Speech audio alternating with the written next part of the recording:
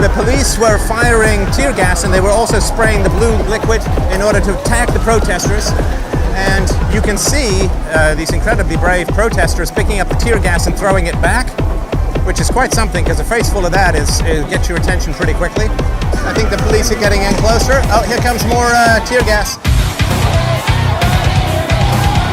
They're disabling the tear gas here. He's got it. He's throwing it back. Oh. And right here, look at them all swarming in to neutralize it. Okay, we got to move out, man. Yeah, we go. I got it. You okay? I got it back. Brace under pressure, baby. Nothing more fun than running with burning lungs and burning eyes. I think we're going to have to stop now.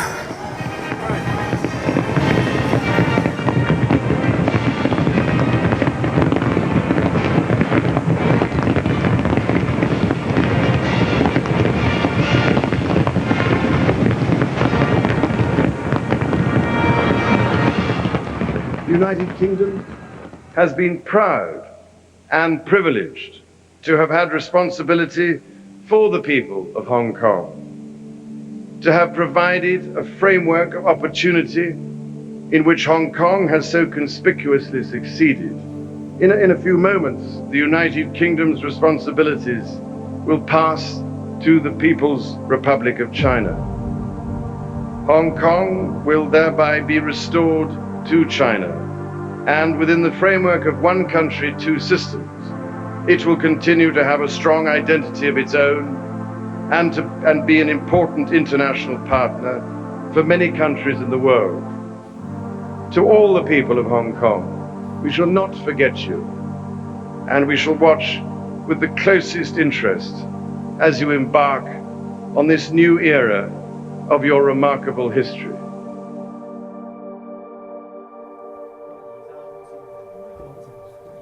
And is it being shot? Oh, there's 3. Okay. Yeah. Got it. And you just look at me the whole time. Yeah. Forget about the cameras. It's just a chat. We're just lost in a green void, chatting away about ideas.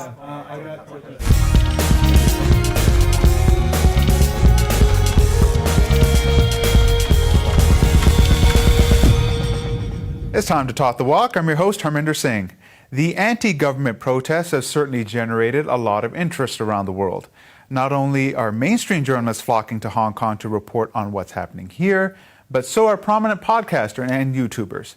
And it just so happens I have one with me in studio this week, Stefan Molyneux. Thank you very much coming on the show. Great pleasure.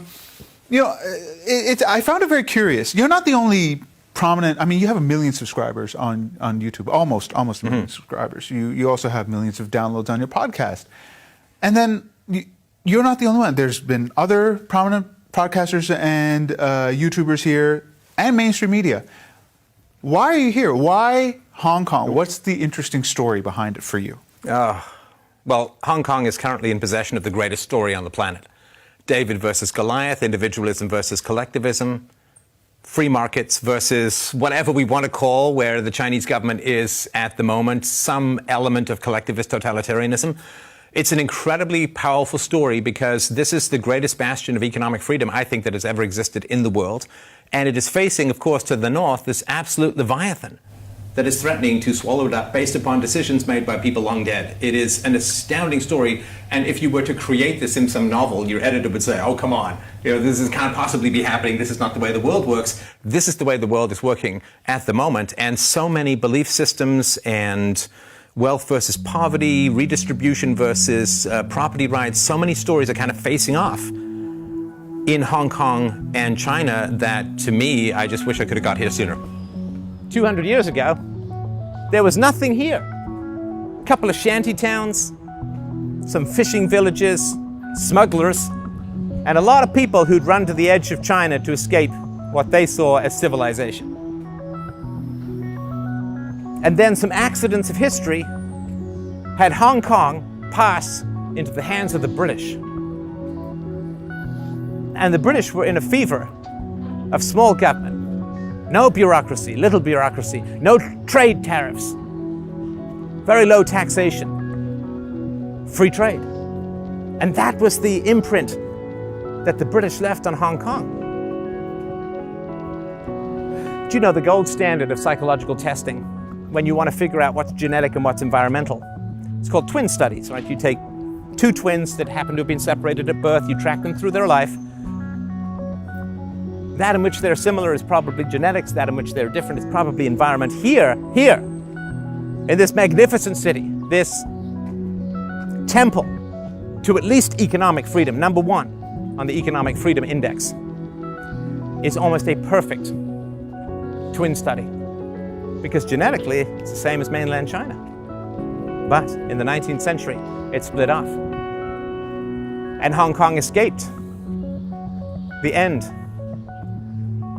of the Chinese dynasty, the short-lived republic. It suffered under Japanese occupation brutally. But when the communists in the US State Department helped propel Chairman Mao into power, Hong Kong escaped all of that. It escaped the collectivization of the farms, which killed untold millions of people. It escaped the Cultural Revolution that killed millions more. It escaped being swallowed up in the maw of the largest, most wealthy, and most powerful totalitarian state that has ever existed on God's green earth, China. It is an incredible experiment to see the effect that ideology and different systems of belief can have on a genetically identical population. Right, so a very technological society. Yes. We're on the boat here. Right. Now, these are around from the 1950s. Yes. And back then there was a huge controversy and there was a big, not riots, but protests about raising the price, right? Yes. On these things. So these boats have been around forever. Now let's see the technological marvel of when you go one way or the other way. Let's go forwards. Oh man, and then, And let's go backwards. now this actually does physically change the direction of the boat too, It so does. we shouldn't mess around with it too much. It does. So we're here in Victoria Harbour on a ferry that I believe comes from the age of Victoria, Queen Victoria. And of course it's a big foundational question, where did Hong Kong come from and why is it so economically free? Why is it a tariff and duty-free zone, a free trade zone? Why are taxes so low? Why is there no welfare state? It's all fascinating stuff. To understand where Hong Kong comes from, we have to go back to the 19th century, to a series of two wars fought primarily between Great Britain and China called the Opium Wars. Now the Opium Wars, the first one started in 1839, and in Chinese schools to this day, 1839 until 1949 when Mao took over in the Communist Revolution, is referred to as the century of humiliation. So what happened and why was it so pivotal to China's history? Well, remember, of course, China, an ancient civilization of extraordinary progress, extraordinary talents. We all know the list of what China is famous for inventing thousands of years before Europeans did. Paper currency, gunpowder. There was a meritocracy test for the mandarins, for the elite, for the bureaucrats in the Chinese government, a form of IQ test to ensure maximum cranial capacity. An incredibly talented and ingenious people, very high IQ people who moved ahead of the rest of civilization extraordinarily early and extraordinarily quickly, and then kind of plateaued just a little bit for quite a long time. So after thousands of years of dynastic rule and hundreds of years of the current dynasty, China encountered the white man from the West. Who came over? Well, the Portuguese came over, they met the French, they met the British, and each one of these countries was trying to open up China to trade. Access to the Chinese market has been an Achilles heel of Western integrity for hundreds of years now. They wanted to open up China to trade. Now the Chinese government, back in the day, we're talking the 19th century, late 18th, early 19th century, had become somewhat vainglorious and somewhat lazy. Because they had ruled China for a long time, they faced no particular military threat from any country around them. So what happened was they refused or let their military investments languish to the point where when they faced up against the British, they had these ancient sailing vessels and muskets so old they were inaccurate outside of 50 yards and it took a minute to reload and fire another bullet. So when the British came, the Chinese did not let foreigners into the country. The only place you could trade was in a place called Canton, which is adjacent to Hong Kong. And there was a place called the 13 Factories where you could trade. And you were only allowed to trade in silver. So you could come with silver to buy goods from China And that was the only medium of exchange. It was hugely corrupt. There were massive taxes. Lots of Chinese bureaucrats made a lot of money off of this trade. And the British very quickly became addicted to tea. Man, if you've ever spent any time in England, you know that's the crack of the middle class there in particular. So the British got really addicted to two things from China. They got addicted to the tea and they got addicted to porcelain, to China, as it was called when I was growing up. So what happened was, the British came over with boatloads of silver to buy tea and porcelain, but the Chinese didn't have anything in particular they wanted from the British Isles. And China got rich off British silver, and Britain started to run out of silver. Now, the British government loved the tea trade. Oh, the British, they do love taxing their tea, as my American friends will remember from the Boston Tea Party. In fact, fully 10% of the British budget of the time was paid for by taxes on tea. So they really, really wanted this to continue. But it was not able to continue because the British started running out of silver. So then the British said, well, what is it that we could have that the Chinese government would want? And what the British had that the Chinese turned out to want a lot of was opium from India.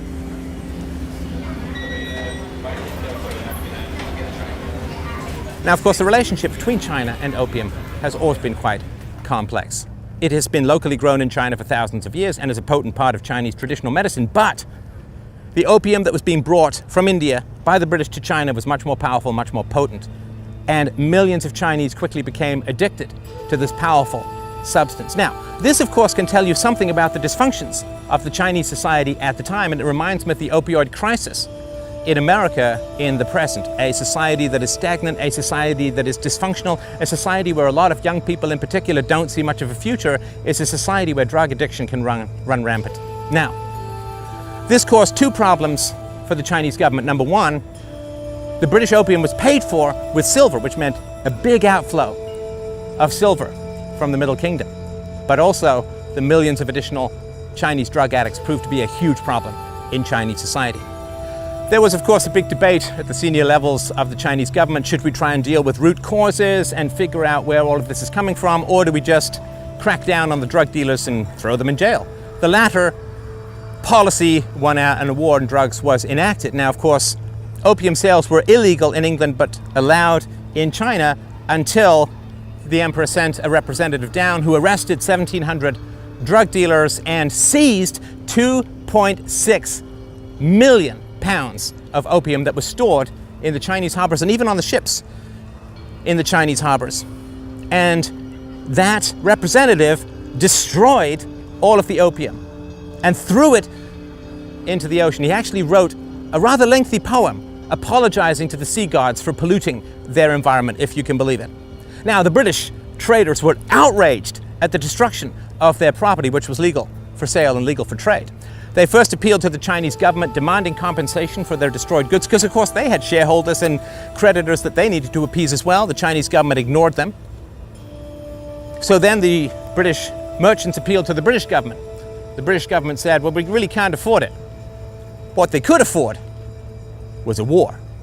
This kind of dispute between two sovereign nations should be dealt with, of course, according to diplomatic channels, but China, because of its vanity, because of its isolationism, had refused to establish normal diplomatic relations with the European powers, unless the European diplomats were willing to kneel down and swear that the heads of state in China were vastly superior to their own heads of state, which they weren't going to do, of course, so there was no diplomatic channels. To make a long story short, in 1839, the British Royal Navy attacked the south of China. It was a very one-sided battle, to put it mildly. The British Navy smashed the existing Chinese vessels, sailed up, captured Shanghai, stole, or you could say commandeered, the tax collection barges that were heading with money to the emperor, thus crippling his capacity to make a decent amount of money for the realm. And it did not take very long before, utterly humiliated, the Chinese emperor had to sue for peace in 1842. The British had some very simple demands. They said, we will take Hong Kong, thank you very much. They said, we want free trade. We want access to a variety of ports. Give us that and we'll go home. In a later treaty, they demanded equality with the Chinese, and they demanded favored trading status, and they achieved all of that. What was interesting is, in this battle, when it first was apparent to the local Chinese leaders how powerful the British Navy was, they refused to tell the emperor because they were ashamed to tell him such terrible news. They were fearful that he might shoot the messenger, and so the Chinese emperor didn't really have a chance to respond to the British aggression until it was too late to win. This is part of the vanity and the fear that infected the Mandarins at the time. So the British got what they wanted. They opened up the belly of China to trade. The opium trade was legalized. They got tariff and duty-free access to the Chinese market. And the Chinese political system was shaken to its very foundations. And the vanity was pierced through with the reality of how far back China had stagnated relative to the Western powers. Its organization, its communications, its military technology, its government technology, so to speak, was all revealed as vastly inferior. And since the first Opium War, there were two, but since the first Opium War, China has been waging a war against its own traditions in an attempt to catch up to the West, and as they hope, of course, supersede the West. So here's a very interesting question. Why were the British so keen to open up China to trade? Well, because trade was the most powerful weapon of economic dominance in the West at the time, in the world at the time. The British had the amazing capacity to rule a third of the world over time from one small tiny island. How? Because the British, along with the Dutch to some degree, but primarily the British, figured out after the Middle Ages how powerful not just domestic free trade, but international free trade could be. And England's power, its international power as a dominant imperial colonialist, was founded upon its capacity for free trade. Free trade, you see, was a weapon of war.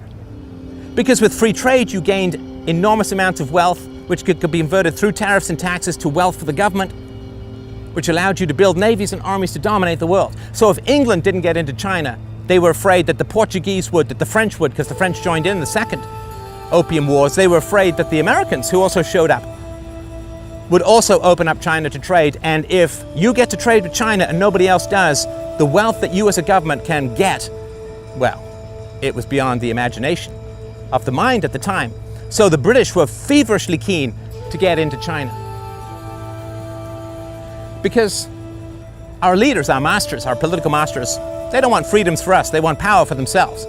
Our current system, where you're not tied to your job like serfs or tied to a master like a slave, you're kind of a free-range serf. You can choose your own occupation. This means that you're more motivated, you're more enthusiastic, you can pay more taxes. So they love the limited freedoms that generate more income, more wealth, more power for the state. They don't love the freedoms themselves. But the people here in Hong Kong have grown to love those freedoms. Hong Kong is an amazing example of like a fly in amber or ancient air trapped in the bubble of a glacier. The freedoms that used to be very common 100, 150 years ago have maintained themselves in a very low tax, free trade city that has come through the tunnel of time with its freedoms largely intact. Now, those freedoms were enacted for the power of the British government, but they have embedded themselves in Hong Kongers as a love of liberty, I would argue, second to none in this world as it stands. So we're here in Hong Kong. This is the China-Nazi poster. This is called the Lenin Wall, which is where all of the posters that were pro-Hong Kong have been taken down by the CCP. This is an illegal march that we're going to go and join right now. You have to have a permit for a march. They were not permitted a permit, but they're marching anyway, and you can hear this roar and see the umbrellas. The umbrellas are there to protect not only against the sun, of course, but most particularly against the tear gas. It's called the umbrella movement. We're going to go join these people desperate for their freedom. They are shouting, "Free Hong Kong! Stand for your freedom!" And this is what happens when people care about ideas and care about their liberties.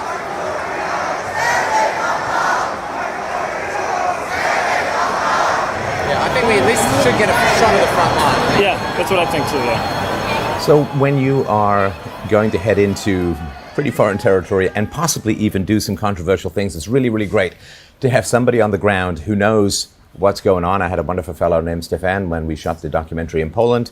Scooter Downey helped us out enormously when we were in California and here in Hong Kong. The man who stepped up and shielded us from the misfortune of our own ignorance is George Harrap. Thank you so much for taking the time today. Not a problem. Okay, so first of all, I just have to ask, what is your sense of the real forces at play in these protests? I was there at the first protest, and then I was there at the protest we attended on the weekend, and there will be protests next weekend as well. So this is really sort of an ongoing thing, and you've seen it evolve over time. You know, firstly it was about the extradition bill. Then it's sort of the reaction from the police sort of morphed it into people being sort of upset at how the police are dealing with the situation. And now it's sort of become these 5 demands which people really want, and one of them is on the police, one is in the extradition bill, and the other one, of course, is sort of universal suffrage and all these different sort of concepts that are coming into it. I think that I don't really see any way that this is going to get resolved anytime soon. Mainly the reason is that any logical sort of government that didn't want to harm the business aspirations of the city would do something and would try and sort of resolve the people's concerns. And the people, you know, as we discussed yesterday with some of the lawmakers, they're not really asking for the moon. They're really just keep things the same. Yeah. You know, they're not asking for new stuff or, you know, give us free stuff or anything like that. It's like, just keep things the same. Don't screw it up. So I think that, you know, why aren't they doing that? And right now in Hong Kong, tourism is down a lot. So I think last month down 50%, something like that. Was it 50%? 50% is the number I saw. But that's part of the strategy, which is to get the business people hurting so that they involve themselves in solutions. Absolutely. And this is what the protesters really see, is that if the GDP of Hong Kong can be affected, then maybe that's the best way to talk Do I to have your attention now? Yeah, exactly. So, and then it becomes, okay, if the business people are affected, then they're going to talk to the government, then the government's going to have to act. But why isn't the government already doing that? And it's probably because there's Beijing in their ear that is saying, don't do anything that we wouldn't tell you to do. But then it just makes the people even more pissed off, right? Because then they go, well, you're just getting your orders from Beijing, and there's one country, two system. That's not meant to be how it works. Yeah. So ultimately, that sort of just feeds into this resentment towards the police and the government here that the people are just very upset with. And I think eventually the government will have to buckle, because Hong Kong is a financial centre, and if that is affected too much, I mean, we could be talking massive, you know, global financial collapse if that does happen. Well, let's mention that, because one of the conversations I wanted to get on record was, I mean, everybody thinks back to Tiananmen Square, of course, something like that. But you were saying, if anything even approximating tanks rolling in, or you know, soldiers coming out of the barracks that they're currently in from mainland China, what happens then? Well, I think at the first stages, everyone probably just goes home at that point. If there is tanks on the street and soldiers with guns walking around, then I think you would probably see less than 1 million people on the streets. But then that starts the next phase of things, and Hong Kong could become a guerrilla war, you know, kind of place. If that, you know, we don't want that to happen, and I don't think it will happen, but that could be a likely outcome, because people are not just going to stop and go, oh, okay, well, I'll just be quiet now. They are incredibly resolute, incredibly committed, and I'm just saying this to anybody who's listening from mainland China, from the government. My assessment is they are not backing down. Yeah. They are not backing down, and their requests are reasonable. That is, to me, a very powerful and potent combination. You know, communist insurgents don't back down either, but their demands are unreasonable. These are not rioters. These are not terrorists. These are not disruptors. These are not people looking to be revolutionaries. They're looking to maintain the quality of life that their parents had. Yeah. I mean, we are not asking for the moon. We are not asking for a lot of things that we do not deserve. We're simply demanding Beijing and Hong Kong government to honor their promises, as stated so clearly on paper in the Constitution. That is the basic law. Yeah. And hey, this is what you promised us for. Yeah. We are not asking something that is outside what was promised. This is fascinating. And I really want people to understand this, that it looks, I won't say revolutionary, but it looks like you want something with these marches and the conflicts with the police and so on. But my understanding is, and again, correct me where I go astray, of course, but my understanding is this is fundamentally a very conservative movement. that you want to preserve what was promised. You are not asking for something new. You are, as you say, you're not asking for the moon. You're simply asking to preserve everything that you have evolved to enjoy and everything that was promised in the handover. And so this is fundamentally about keeping Hong Kong as it is. It is not a demand for change. It is demand for continuance. Or another way to look at it is we are not asking Beijing to give up anything. We are not asking Beijing to say, hey, go away. No, our demands are legitimate. We are reminding those in power that, hey, come on, look at this. You promised us this. You promised us that. And can we have that? This is fundamental contractual obligations. Right. And hey, I thought we were having this in this common law system. We honor contracts. Right. So let's go back to the contracts. It started with the Sino-British Joint Declaration, which was the basis of the Basic Law. Of course, China wanted Hong Kong back, not just the new territories, which were leased to Britain under a 99-year lease, expiring at the end of June 1997. But Hong Kong Island and the Kowloon Peninsula were actually ceded to Britain forever as a result of the Opium War. But of course, China would like to take the whole thing back on the 1st of July 1997. And the British government, under the Margaret Thatcher at the time, negotiated with the Chinese government over Hong Kong. That joint declaration contained what was called China's basic policies regarding Hong Kong. So apart from China taking Hong Kong back and Britain giving Hong Kong back to China on the 1st of July 1997, the Chinese government wanted to put into that joint declaration its own basic policies regarding Hong Kong, which were spelled out in the joint declaration with some details. And that is what Deng Xiaoping called the one country, two systems policy, Hong Kong people ruling Hong Kong with a high degree of autonomy. Namely, apart from defense and foreign affairs, which are reserved to the central government, Hong Kong would be masters of our own house.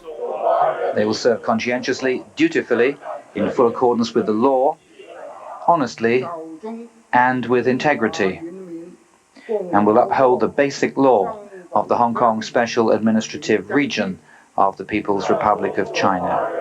Hong Kong itself was kind of founded a lot on a lot of the free market principles. So Only country in the world where your right to free enterprise is in the Constitution. literally in the Constitution. Literally in the Constitution. Capitalism in the Constitution. We shall not be socialist in the Constitution. Yep. So no, very exciting. So what it means here is that there's actually very few restrictions on doing business. So, for example, you can walk up to a bank ATM here and you can bank in about $30,000 US equivalent anonymously. You know, you just need to say. Wait, and you're saying you can do that without being directly raided by the FBI before you leave the vestibule. Yeah. And you can carry cash in and out of here, like there's a $10,000 max in the US and all that, right? Yeah. But you can be like walking Michelin Man of money bags and just like sail right through. Essentially, it's it's a good place for people to come, spend their money, do business, and then maybe move on to somewhere else. It really, as a port, it was a re-shipping hub. So you would ship your stuff here, you package it and whatever else, and then ship it onwards to the rest of Asia. And did you look at it? I mean, I assume you did look at a bunch of different locales when you were trying to figure out where to bungee out of Australia to, and what was your decision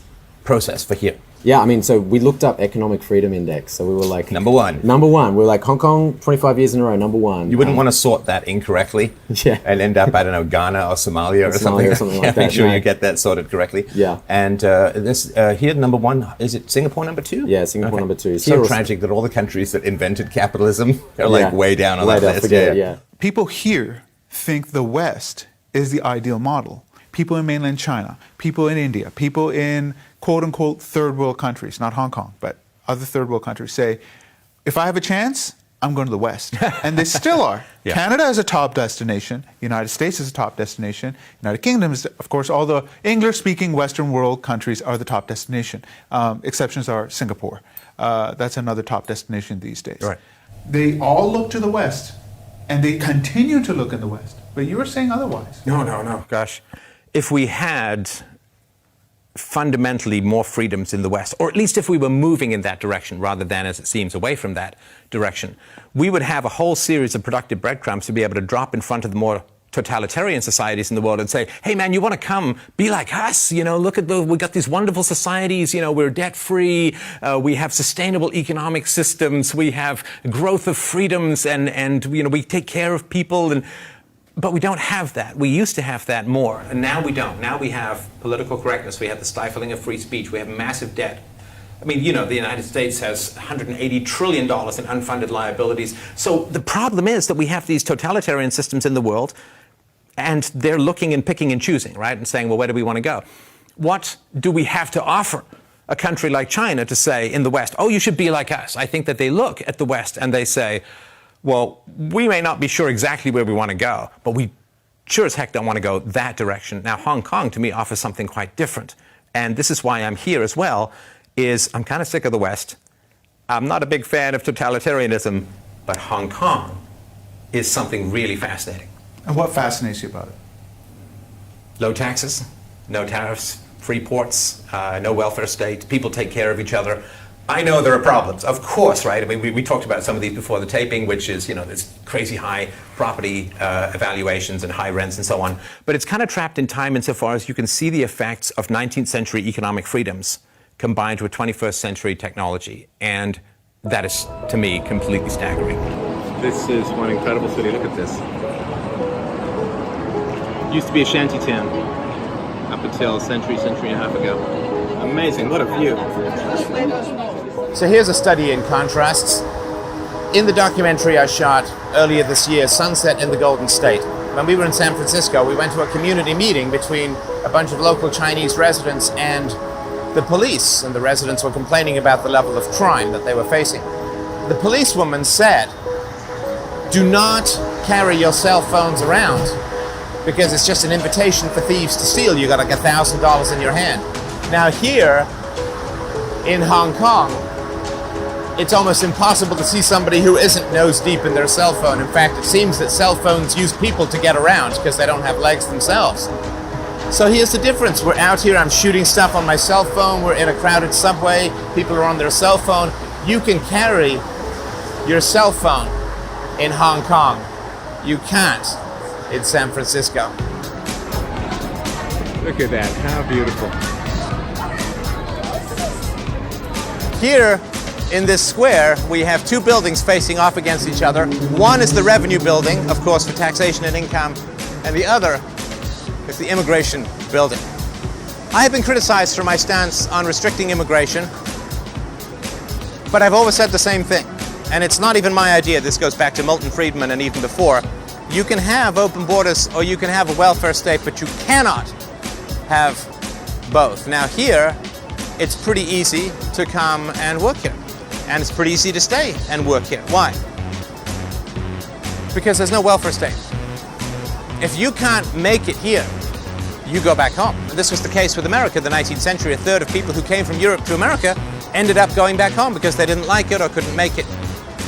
So people in Hong Kong can look at immigrants and know for a fact, a simple fact, that those immigrants are contributing to society and are not leeching with tentacles into their wallets and pocketbooks.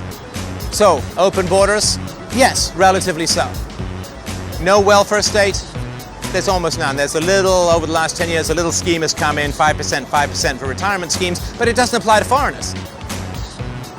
So here, the theories that I've been working with for over 30 years have come manifest in the flesh. It is like believing in a God and then walking up and shaking his hand. Look at this. This is the subway.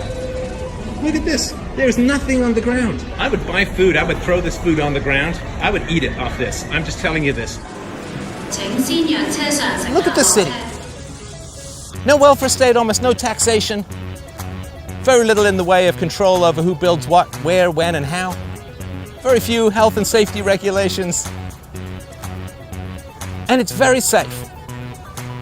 What do human beings do in the absence of centralized, coercive, hierarchical oligarchies like the state? What do people do? What do people do if they wake up tomorrow and there's no government education or no government health care? Do they just have their children run wild in the streets? Do they give up on having health care at all? Of course not. In the absence of the centralized disorganization of state compulsion, human beings instinctively, automatically, and relentlessly self-organize. And in fact, that is the only form of human organization that is both moral and sustainable. We do have to accept the basic empirical fact that when people are not forced into conformity, they self-regulate into productivity. And if you doubt the theory, just look here at all of this empirical evidence.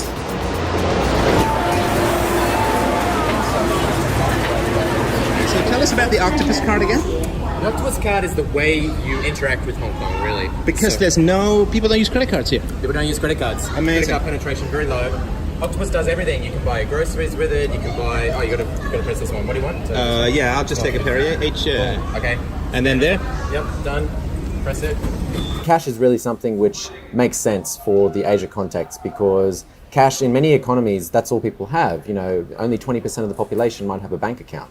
This blows my mind because I always think of sort of East Asian finances as stratospheric in terms of complexity and digitization, but I keep taking out my credit card, and people are like, "Tui, we spit on your credit card. Yes. Cash, brother, cash." Yes. And in fact, when I first took the taxi in from the airport, the taxi driver I might as well have pulled. I wish to pay for my taxi driver with dead fish and a kidney, and he's like, "I'm sorry, we don't. What are you going to give me? Yak dung or seashells next?" Yeah. They don't want it. Yeah. They don't want it. Oh, it's not really a big thing here. Yeah. I mean, credit card penetration in many economies in Asia is like 1 to 3%. So, often when people come overseas, like certainly North America, very heavy on using credit cards, debit cards, and so on. When you come here, it's all about cash.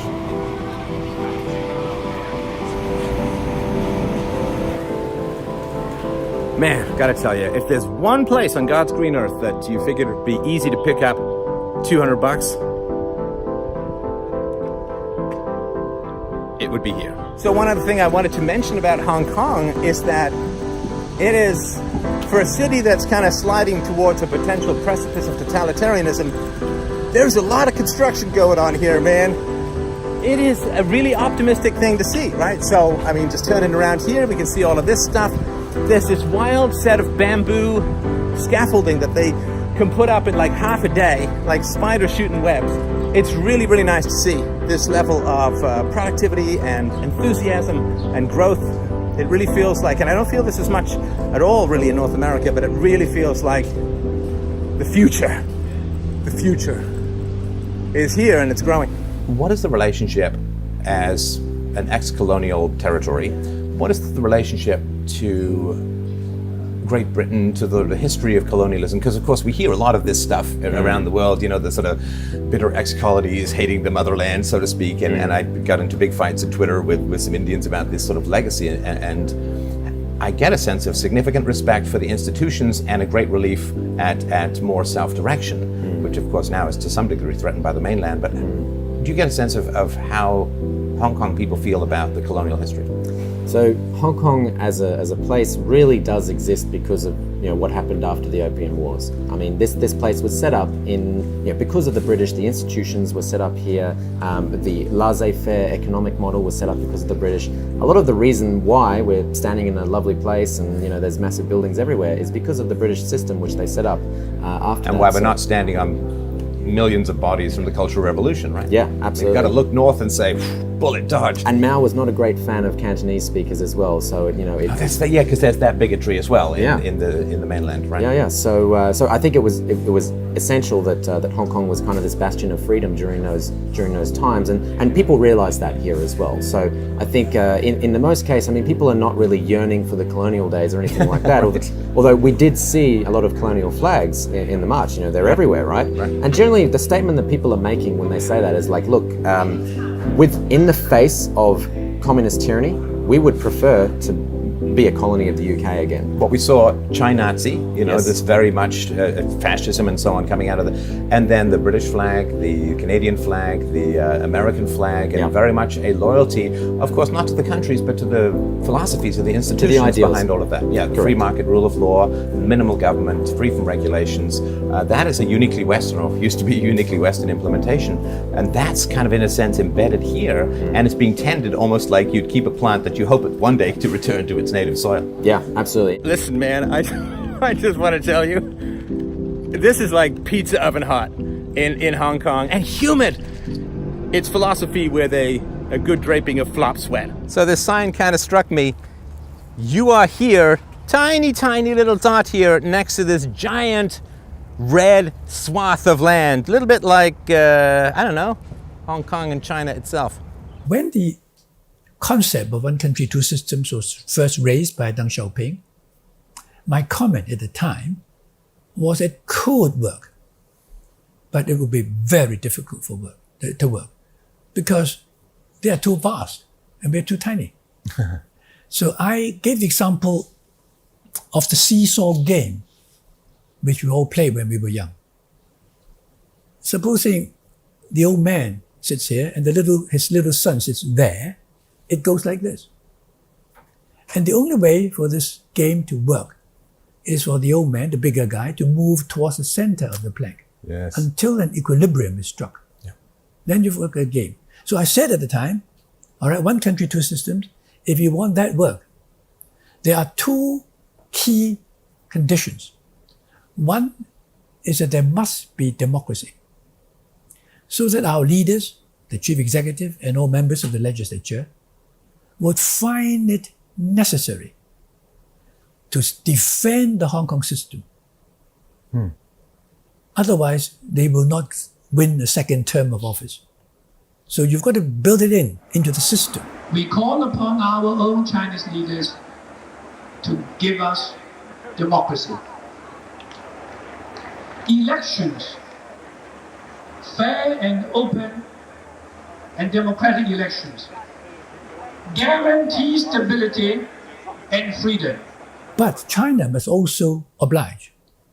So democracy, so that our leaders would always side with Hong Kong. Mm-hmm. And if there is any conflict of interest between Hong Kong and mainland, our leaders must stand on our side and defend our high degree of autonomy, defend our freedoms, and so on. The other important condition is that the central government must not interfere in our autonomy. Mm-hmm. Leave it to the Hong Kong government, leave it to the Hong Kong legislature to decide. To a lot of Hong Kong people, one country, two systems is mind your own business. A central question that we have to answer is why are Hong Kongers so passionate about their liberties, their freedoms? What are they scared of? Well, they're scared of a history that they understand deep in their bones, that they still have living witnesses to. And this is not to say that this is where the Chinese government is at present, but it certainly is where the Chinese government was in the past. And once you understand this history and the tens of millions of dead, whose graves largely go unremarked upon in the socialist or Marxist indoctrination of the West, you can understand the canyon, the chasm of bones and bodies that Hong Kong feels, that history is pushing it inexorably towards. To go back to the history of the communist takeover in China and its effects, I'm not going to do this chronologically because you can find that information very easily on the web. I'm going to do this anecdotally because that is where the history really comes to life. Or in a sense, this is where the deaths manifest in the hearts and the minds of the people. The standard Marxist story about society is that there are rich people who have become wealthy by exploiting, by underpaying the peasants and natural resources. This narrative is utterly false. It is overthrown by the basic realities of history. The supposedly scientific Marxist analysis of history accords neither with reason, nor morality, nor evidence, and its predictive power or capacity has proven entirely false. According to the Marxist interpretation, in China there should have been a powerful landlord class with peasants striving under them, but this is not true. China at the time, in the 1940s and before, had no landlord class. There was nothing that would be even remotely analogous to feudalism that occurred in China. For centuries before the Communist Revolution, land in China had been bought and sold and maintained through sophisticated contracts that were upheld in the courts of magistrates. These contracts were so complex they even drew a distinction between the topsoil and the subsoil. The land could be freely alienated everywhere, and tenancy rights were also included in these contracts. It was very, very sophisticated. Over half of the farmers in China at the time owned their land. Many more were part owners. Only 6% of the people who farmed the land were actually tenants. There was a survey before the communists took over, and a significant proportion of the farmers had no idea that there were any adverse conditions barring them from gaining freedom. But of course, a central rallying cry of the communists is land reform, and what that means is stealing the land from the most productive who generally have earned it and turning it over to the resentful classes. And this process was repeated over and over as the communist ideology began to spread through China in the grim battle, of course, between the nationalists and the communists, who were to a large degree funded by the Soviet Union. There was endless war, both, of course, the Japanese occupation of Nanking, the rape of Nanking and other areas as well. There was a desperate war between the communists and the nationalists that raged in China between the late 1930s into the late 1940s, when the communists finally took over. The middle-class population in particular in China was exhausted by hyperinflation, the stripping of their savings, the destruction of their income, the rampant instability of a decade of war within China, and they were desperate at this point for any semblance of stability, even if that meant communism. The rise of communism in China was aided and abetted by communist spies, as I mentioned before, in the State Department in the United States, with direct ties to Moscow. All of the seeming paranoia that was put forward by Joseph McCarthy proved to be entirely factual, and in fact was far worse than even he imagined. The encroachment of communism was barely resisted by the international community. Even the United Nations, embroiled in the problems of the Korean War, did little to prevent the oncoming catastrophe of the communist takeover in China. How did it work? It worked in a repetitive, simple, and terrifying manner. Village relations, community relations that had lasted for centuries were, within the span of a few weeks or a few months, disrupted, destroyed, and turned almost completely psychotic, murderous, and venomous by communists who came to the local regions. And they would do the same thing. They would come to the local regions and they would start talking to the peasants. Now, the peasants, of course, had very little focus or attention from the intellectuals. And so when a communist would come in and would break bread with the poorer people in the local communities, they would start to tell them and start to put the worm-tongue virus of resentment, of rage, of envy, of covetousness into the ears of the peasants. And they would say, "You have been poor for how long, my friend? You have been poor for generations. You have been poor for 1,000 years. You've been poor for 2,000 years. And why have you been poor? You have been poor because the landowners, the rich, the village elders, the leaders have stolen from you, and have stolen from your family, and have stolen from your history. And your children who should be in that big house up in the mountain are in this tiny little shanty town because they have stripped all of the wealth from your family, and they have leached and they have parasited and they have stolen and stolen and stolen. And they would rouse these resentments and they would rouse this envy.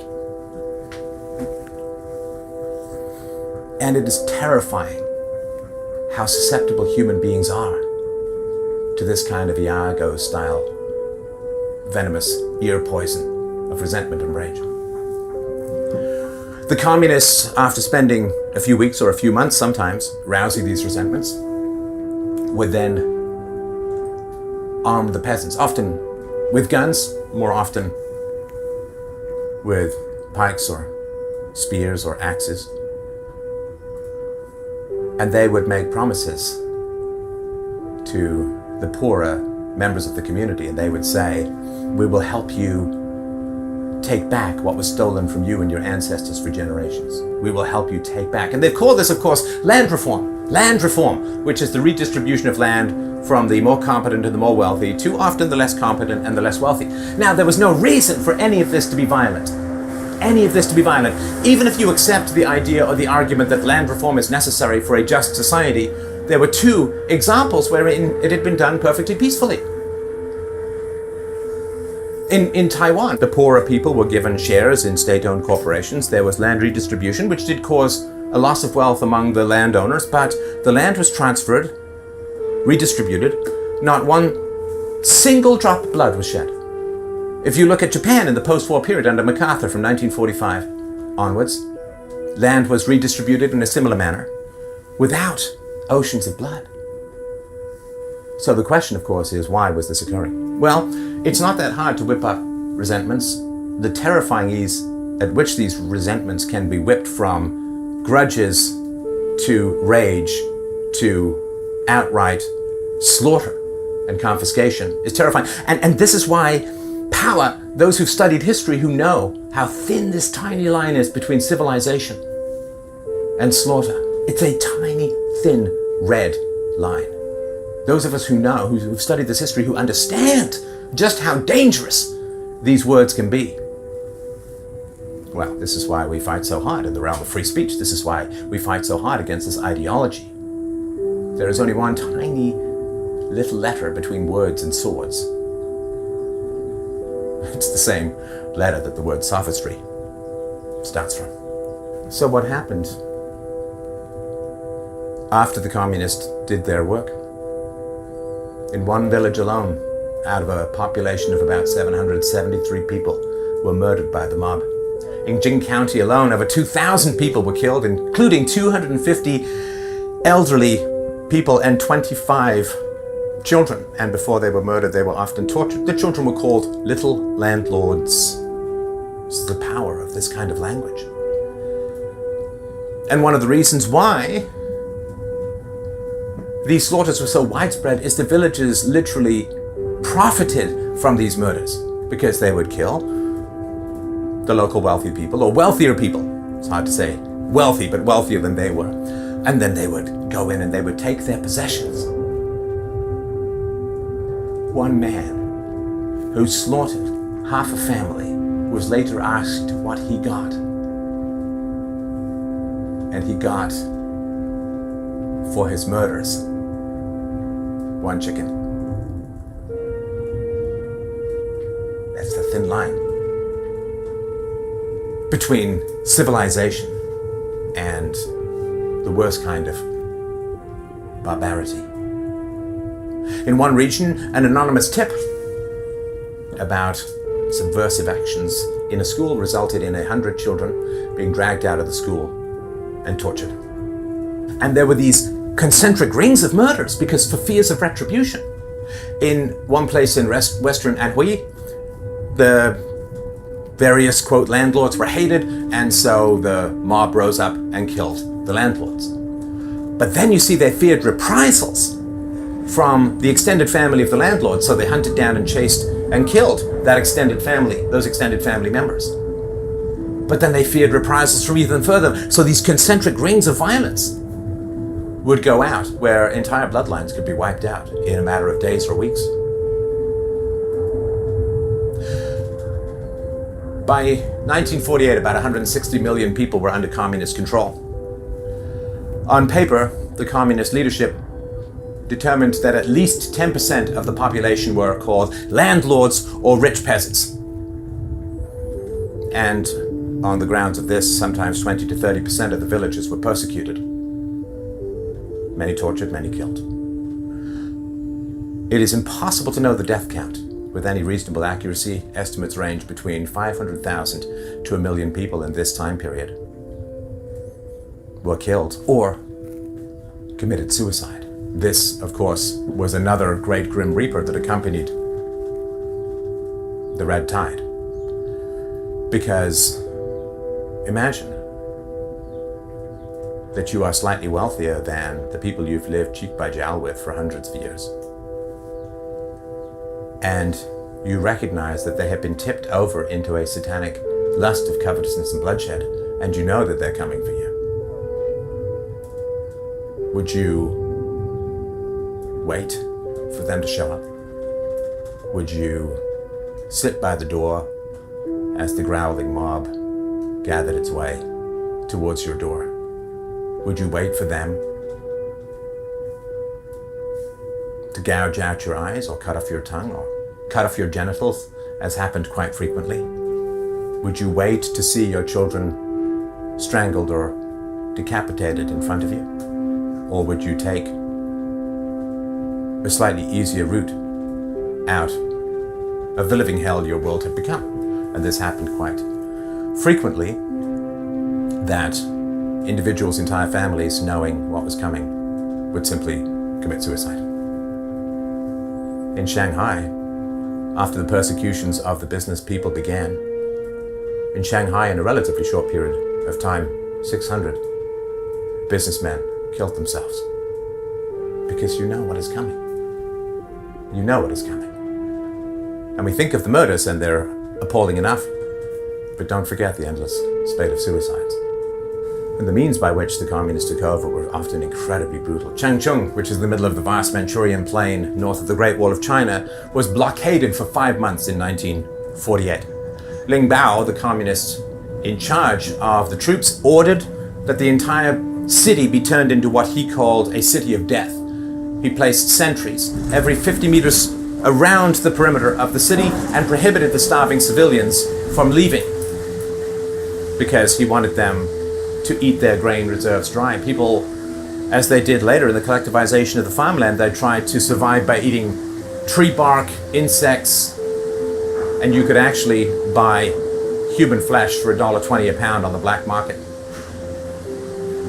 They were shelled day and night, resulting in a death count in the city over 5 months of 160,000 souls. And you can look up this guy on Wikipedia, and there is no mention of the civilians that he slaughtered in pursuit of the communist utopia. There are chilling descriptions of the desperate civilians, the refugees trying to get out of the city to food and safety.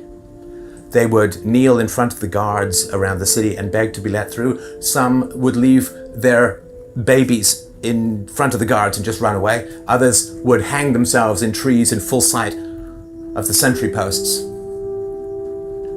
And the soldiers, many of whom poor conscripted themselves, hated this. And they would fall to their knees weeping before the people who were killing themselves, saying, "We are but following orders." And then they, of course, would be beaten until they beat others, their fellow countrymen. And this is known, of course, in Hong Kong, how quickly those in uniform can turn against their civilians. And the starvation, the bodies piling in the streets, the endless shelling, the consumption of human flesh. As is so often the case in history, the fantasy, of course, is that you are simply one more murder away from paradise. There was a lieutenant in the People's Liberation Army who characterized the slaughter of this city to the nuclear attack on Hiroshima. He said the body count was about the same. Hiroshima took 7 seconds. This city took 5 months. When people slaughtered their elders and the slightly wealthier among them, or just neighbors that they had grudges against, perhaps for generations. When they slaughtered these people, they became bound in a pact of blood with the Communist Party. In other words, if you have murdered people on the instigation of the communists, then should communism ever be overthrown, you will be dragged out, tried, and killed. It is like the death or murder initiation into a criminal gang. And it is a terrifying and terrible way to buy loyalty. Because should the regime fall, the retribution against those who had birthed it through blood would be both savage and very fast.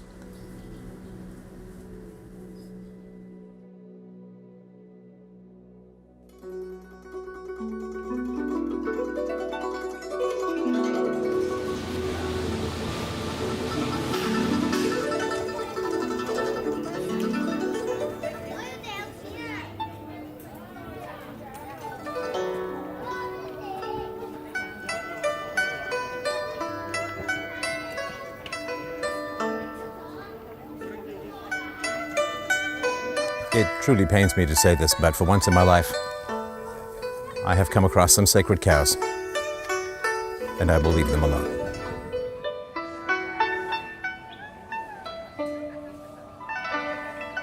So we're standing here in front of a Buddhist temple representing the old China.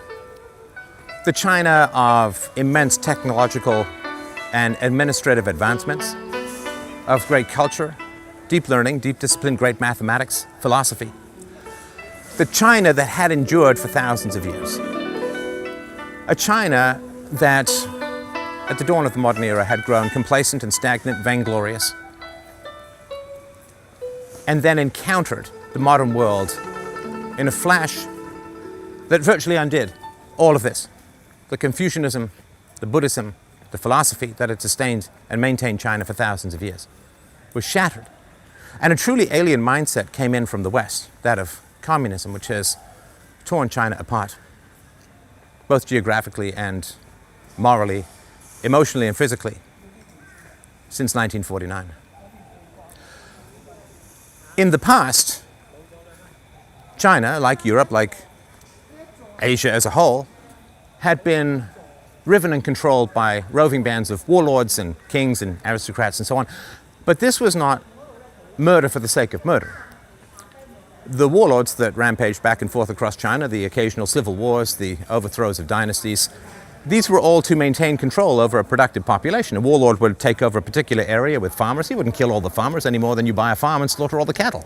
He would keep them alive. He may scare, he may frighten, he may kill a few to keep the others in line. But the purpose was control and productivity. Immoral. But the purpose was not murder for the sake of murder. That changed under communism, as it always has. Chairman Mao, after he took power, about a year after he took power, instituted the Great Terror, wherein he handed down quotas for his local party cadres to wipe out any resistance to the party. The quotas were to kill at least one person for every 1,000 people under your control. These murders escalated in many regions to many multiples of 1 per 1,000. And of course, the promises that Mao made, that the party made to the Chinese population as a whole. Private property protections, contract protections for businessmen, freedom of thought for the intellectuals, protection of land for the farmers. All of these promises that were made were never fulfilled. In fact, quite the opposite occurred. The promises are made so that the murder may continue. Murder does not serve the revolution.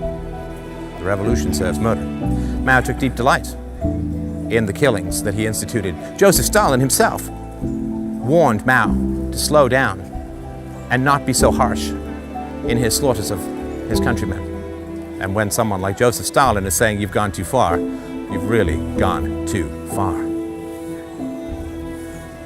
And the frustrating thing about this, the maddening thing about this, of course, the murders never produced the utopia that is promised. What is delivered is the murder of the conscience, the murder of the community, the murder of good relations, the murder of amicability and goodwill of man to man. In the Soviet Union, it was the state that did the murders. The NKVD, the secret police, did the murders. In China, it was very different. Mao wanted to eliminate the village elders as potential competitors to the Communist Party. Mao wanted the locals to do the murders themselves. He did not want members of the state to do it. And by the time the murders rolled out, in the 10 years following the institution of communism in China, the death toll mounted north of 5 million people, many of whom were murdered in stadiums, in public, but many, of course, were murdered in private, in a deep canyon somewhere, deep in the woods, by a stream, under a waterfall. And there are tragic tales of family members trying to find the bodies of their loved ones who had been killed in the middle of nowhere for a proper burial. The frustrating thing is that there are no large movements in history. You need to understand this, my friends. There is no such thing as a large movement, a tide that carries us along. It all comes down to each person's individual decisions about how they're going to live their life. When someone comes to you, as they often do in this world, on the internet, in person, in the media, if someone comes to you and says, this group is evil, this person is far right, this person is a Nazi, this person is a white supremacist, that is a teaser. That is a feeler to see if the smoky squid fingers of evil can wend their way through the cracks of your integrity and resolution into your soul to turn you to demonic ends. How could the revolution have been stopped? How could the tens of millions of people murdered under communism, how could that have been prevented? It could have been prevented at the very beginning. When the communists came to each village, each community, each household, and tried to turn man against man, brother against brother, countryman against countryman. If the people had said no, I am not poor because someone else is rich. I am not less because someone else has more. I will not be tempted by covetousness. I will not covet my neighbor's property, my neighbor's land, my neighbor's wife, my neighbor's possessions. I reject the call to murder for the sake of materialism. If that integrity had been present, or more present, then the tides of blood that washed China from end to end would never have come to pass.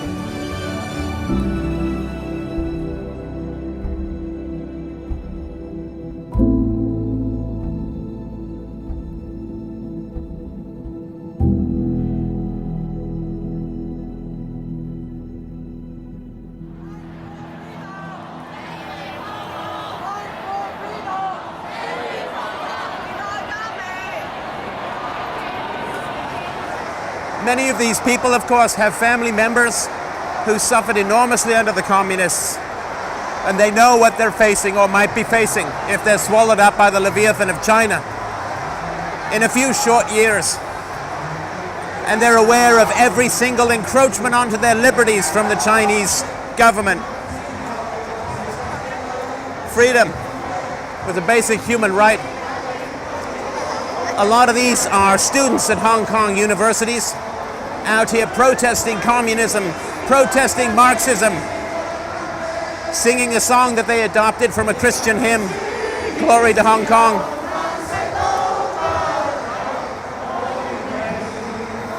More words, more songs I don't know the words to, just as in Poland. But my question is, and has always been, where was our energy when the Marxists were taking over our universities? Where were our energies when the Marxists were taking over our media? Why does it have to come to this every single time? That is a desperate fight of ideology versus tyranny. This energy we need to protest where we are so it does not come to this. This is a desperate fight. And the courage of people facing down this Leviathan can scarcely be exaggerated. I'm over 60. I escaped from the Chinese. So you saw in China what they do? What they did, I saw. How did you escape? Yeah, I am the we say the landlord. Yeah. The landlord They shoot the landlord 2.5 million. I just did a speech on this today. So That they is shot the landlord. That happened in mainland China, but I experienced. What did you see? What do you see? We are villager. In fact, they let some people involve you into a villager. Yeah. And then let you people fight against you people. Yeah. I am the leader. Yeah. Stand outside. Yeah, that's the communist tactics. Yeah, They come in and they say to everyone, "Oh, the rich people, they've stolen from you." And then everybody gets violent, and it's terrifying. I came to Hong Kong 60 years ago. I'm now 70. Yeah. I came to Hong Kong at the age of 6. At the age of 6. I say I'm an old man now, so I experienced. Did you come with your family? Yeah, with my mother and my sister. You had to flee because you were in great danger. You're in great danger. Yeah. So we Chinese, especially I escaped from mainland China regime. I know what they did. And now you see them coming again. Secretly. Yeah. And openly. Yeah. Because the PLA leader go to America and say, PLA won't go to Hong Kong. If they go to Hong Kong, that one country, two systems finished. So they won't go. They won't send PLA army to Hong Kong. But they send secret police. And let the policeman involved to your Hong Kong policeman. Yeah. So they have no shoulder number. Yeah. They mark themselves. Yeah, we yeah. cannot accuse them. Yeah. We cannot. And there's nowhere to run now, right? No, You got to stand and fight. No policeman is peacefully. If there are policemen, riot. All right. So there we see it. We just did the speech in the gondola about how when the communists got into power, the landlords, or those who were called landlords, who even knows what they were, that the landlords, he said, millions murdered. He escaped at the age of 6 with his family to escape to Hong Kong to freedom. And now that he's in a sanctuary created by the British, sustained by the Hong Kong people, he's got security, he's got freedom, he's got opportunity, and what happens? Over time, the communists are catching up. In the beginning, it was good. During the early years of the handover, there was little interference from Beijing, but it grew more and more. Under the Joint Declaration, we were promised and actually given this high degree of autonomy. But 5 years ago, in June 2014, they published a white paper. The Chinese government published what they call a white paper in 7 different languages, claiming that the central government has comprehensive jurisdiction over Hong Kong. So how does it sit with a high degree of autonomy? So what does comprehensive mean in this context? That means everything. In other words, they have mean total. They have complete jurisdiction over Hong Kong. Because now our courts, even the final court of appeal, have interpreted the basic law on the basis that the Standing Committee of the National People's Congress has the power and right to interpret every article of the basic law, even when there is no appeal.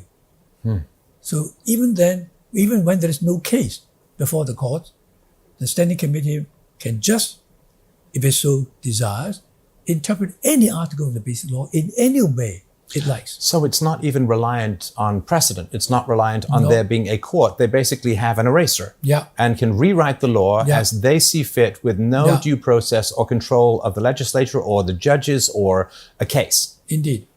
Recently, they claim, in fact, the Hong Kong government claims that they don't actually need to interpret the basic law. They could actually, the same Standing Committee of the National People's Congress can actually make a decision which does not involve the interpretation of the basic law at all, but they can make any interpretation. They can make any decision regarding Hong Kong, and our courts must give effect to that. So they could actually make a decision formally, which is not in the nature of interpretation of the basic law at all, and that decision will be binding in Hong Kong. In other words, even the judges will have to listen to them. So effectively, they could decide a legal issue for the Hong Kong courts. So they make it worse and worse. But was there supposed to be any, because this is always confusing to me looking from the outside. So 1997, there's the one country, two systems. But then there's supposed to be, of course, 2047, there is the merging, right? The full merging. What was the path to try and bring these two systems closer together so that the merging could happen? And is this part of that process or is this separate? It didn't happen like that. When Deng Xiaoping sat down with Margaret Thatcher on the 19th of December 1984 in Beijing, they had a meeting. That was an important day because on that day they actually initialed the Sino-British Joint Declaration. And there was a conversation between the two, which was minuted by the British government, kept a secret for 30 years, but finally released in 2014, in December. And Deng Xiaoping was explaining to Margaret Thatcher at that meeting that she need not worry about Hong Kong because China needs 50 years so that its economy can grow, so that it could reach par with the leading economies of the world. Yeah. So he said to her, don't worry. But when we come to the end of the 50th year, you have even less reason to worry. Because by then, China and the world's leading economies would depend on one another. So that was the assurance. All right. My theory was that Deng Xiaoping already decided not to follow Soviet Russia in continuing with the socialist policies under a socialist system. I believe he was already trying to move away from that, and he would rather go down the capitalist road. But he couldn't say that, and there was no need for him to say that. And then all he said was China would have socialism, but with Chinese characteristics. Now that's what he said. That's what the Chinese leaders still continue to use those words. All right. So socialism with Chinese characteristics means what? I mean, you've been to China. It means capitalism with some degree of state control. Right. Right. And they even claim to practice this market economy. Yeah. So now in those days, things were going well. Deng Xiaoping obviously had been looking at Hong Kong, which is a capitalist system, with a Chinese community, with the rule of law, with freedoms. And so he liked that. And I'm sure he liked China to go down that Hong Kong way. What is Hong Kong anyway? Well, in the eyes of Beijing, at least, is the international financial center. It's one of the few in the world that China mainland still fails to replicate. And just so people know, you got New York #1. Used to be London high up, but New York #1, Hong Kong #2. And of course for Asia #1. Yeah. And this is enormous. I mean, you can see the buildings and that's impressive, and you can see, but the financial side of this, the stock market, the financial banking, the deal, it is absolutely enormous and is central to Asia and the world. And we cannot take it for granted. No. This international financial center status is not, suddenly boom from nowhere, right? Then what are the essential elements to sustain this IFC? Freedom of speech or free flow of information. Freedom of movement, free flow of capital, and the rule of law. Yes. Contracts and the rule of law, absolutely essential. And these four essential elements are the backbones to sustain this IFC. So if China, I'm sure Beijing has all wisdom to understand this. And if they wish to make sure that Hong Kong continues to function as an IFC, I mean, regardless of the people's freedom, even if they don't care, if they wish to make sure that Hong Kong's IFC status would not be lost in any sense, then they have to make sure that these four essential elements could be preserved and protected. And by way of protecting these four essential elements, people in Hong Kong would enjoy the freedom. It seems like if they're going to try and grab Hong Kong, they will break Hong Kong, which will break the East Asian economies, which will have massive ripple effects throughout the entire world economy. So Hong Kong to me is here. There's good guys and bad guys. Maybe it's too simple, but this is the way I see it. Hong Kong is here. China is here as far as development goes. The goal, as you say, was for China to reach some level of Hong Kong, and then you have equilibrium and you can maybe have one system. And right now, my concern is what I see is China is not rising, but China is pulling down. China's rising when it comes to money. It's the world's second largest economy. Yeah. But then what are the core values in the Chinese community back in China? One, money. But you know, a country cannot just have money as its only core value. That's a problem. And that's why the Hong Kong students are fighting so hard, and sometimes even they're prepared to risk their lives. All right? Why? To defend the city as they want it to continue to be. Well, as the old saying says, man cannot live by bread alone. Indeed. And I think in China, the deal from the government to the people is we will let you get rich as long as you do not ask for freedom.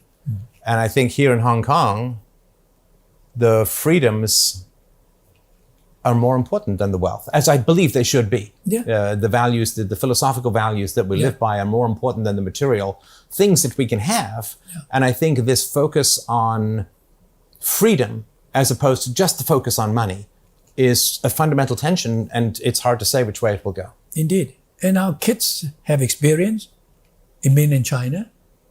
They are shut out from the internet, right? I mean, whatever they don't want you to have access to, then you don't get it. And then there's a lot of brainwashing. So the kids know only too well, and they don't like that. Over the past 22 years, our younger generation, they have witnessed a number of incidents of losing liberty, freedom. To name a few examples, you elected somebody to represent you to LegCo, and that person got disqualified. That's right. They just said, hey, you can't run. Yeah. Or simply you're barred from running. Yeah. Or even if you manage to win an election, you could get disqualified afterwards. So how on earth are you going to convince a high school student that, hey, don't worry, you have a bright future. Hong Kong is perfectly fine for you. How are you going to say that, look in the eye of the youngsters and say, don't worry? How on earth are they going to merge if it's one country, two systems? Many of the laws are in opposition. The freedoms are in opposition. The sense of democracy, the spirit of capitalism is all in opposition. How on earth is this going to merge in 2047? I cannot understand it. This is one of the reasons, or maybe the biggest reasons, why a lot of youngsters, they are so frustrated. Yeah. They are worried. Because by 2047, it'll be the golden era. It'll be the middle age. And they will be the major force of the society. They will be the one who will be taking up all these important positions. Yeah.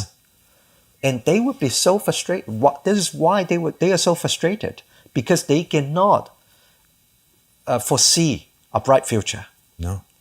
They are feeling that this one country, two system is fading out, is not happening. Yeah. And more importantly, they worry that by 2047, there will be no one country, two systems. It will be only one country and one system. And that is not the right system. It's the communist system. What do you think about what's going to go on in the 2040s regarding China? 2040. Yeah, when Hong Kong reverts, supposedly. If we can't make it right now, we are doomed. You can't make it right later, right? Yeah, we can't. So we have to make it right now, or we're doomed. I mean, if you know what has been going on in Hong Kong over the past few years, you cannot give that youngster confidence. Yeah.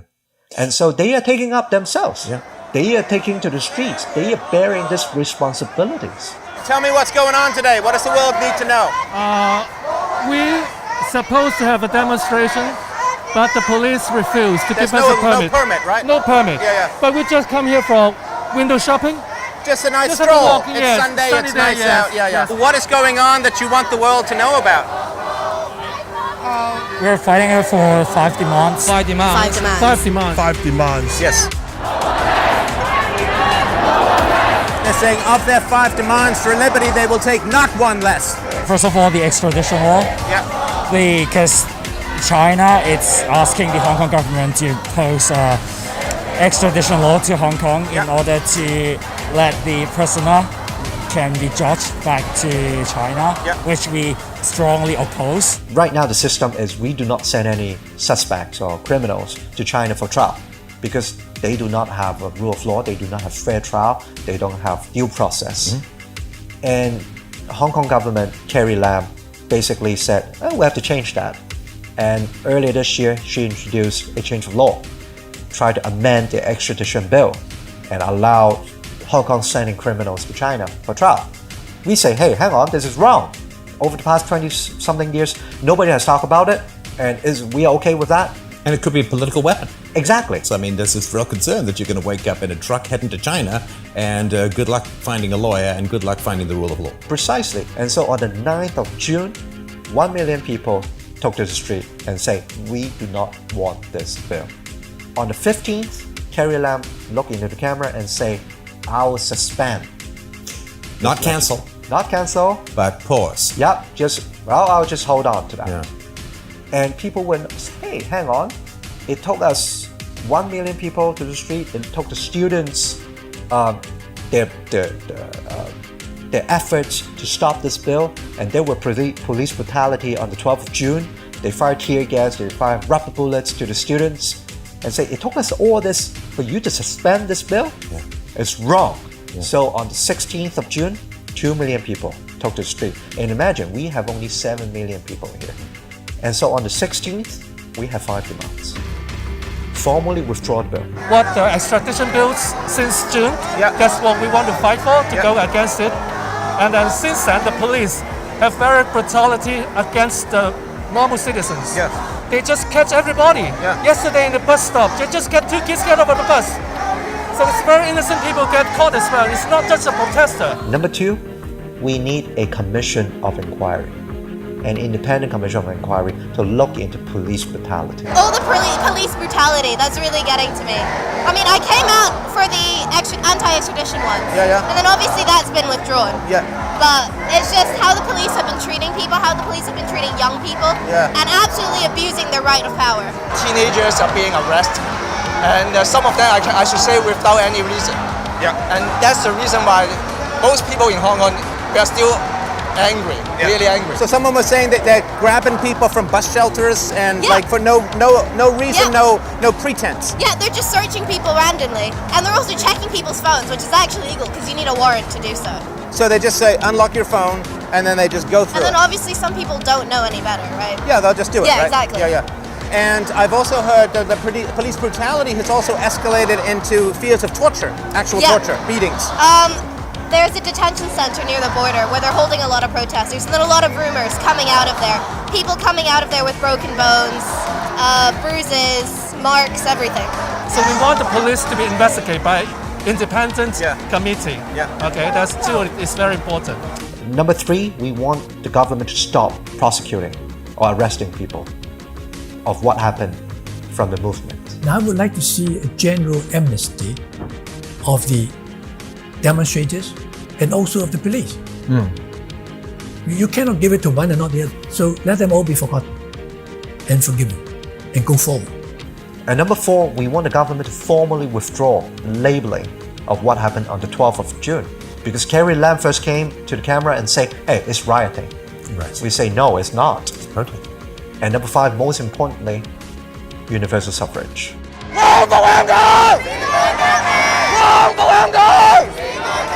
want to be able to elect our own leaders. Right. Which is something we have no power in, which is one of the big ones. We need constitution. That's the big one. That's right? the The other ones they can kind of give, grudgingly maybe, but that one isn't that just going to, that to change the whole, changes the whole city, it changes the whole legislature. And without political reform, without universal suffrage, without choosing your own chief executive and legislature, we cannot guarantee that nothing would happen again. Of course. So we need a proper check and balance. We need proper representation in the government. And again, I have to remind the audience, these are not something so unreasonable. No. We are simply asking... Universal suffrage has been around forever in the West and that was promised in the Basic Law. The Basic Law says that the ultimate aim is to have universal suffrage for the election of both the chief executive and all members of the legislature. But the ultimate aim could not be achieved during the first 10 years after the handover. So we were all waiting for 2007. But this is now our 23rd year. And we haven't got universal suffrage yet? Nowhere in sight even. If Beijing could stick to the original intention, the genuine spirit of one country, two systems, that is to give Hong Kong a freedom to choose our leaders, to choose a system, then it would be all right.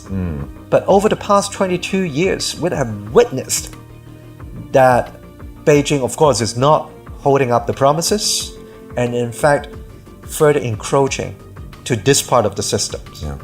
So we say it's not genuinely implementing one country, two system right now. This is the communist way of dealing with Hong Kong all these years. Tighter control. So if this is the way forward, Hong Kong will very soon, if not immediately, become just another Chinese city.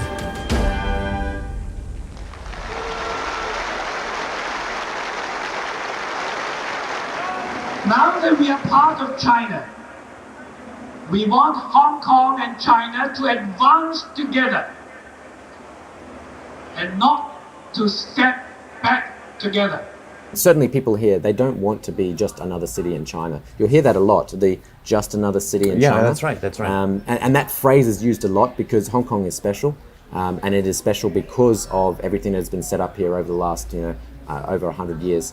So it won't be Hong Kong. It won't be Hong Kong. It won't be, I mean, in name only, but it will not be Hong Kong if it's reabsorbed into China. That seems to me fundamental. Absolutely, and that's why people are out there every weekend, protesting on the streets because they appreciate what they have here. They can surf the internet and type in Tiananmen Square and it actually comes up. And if you do that 30 minutes away, catch a bus in Shenzhen, you type that in, nothing will happen. Google doesn't work. Well, something will happen. Yeah. Well, hey, you typed in that, so you'll get a visit, but just not from data. Oh, definitely, yeah, yeah. So people really appreciate that, and that's why they sort of want to return to those values, which sort of really got Hong Kong going. So we must keep our core values high, and that's what we are trying to do: keep them as high as possible for as long as possible, and hoping China will catch up with us sooner rather than later.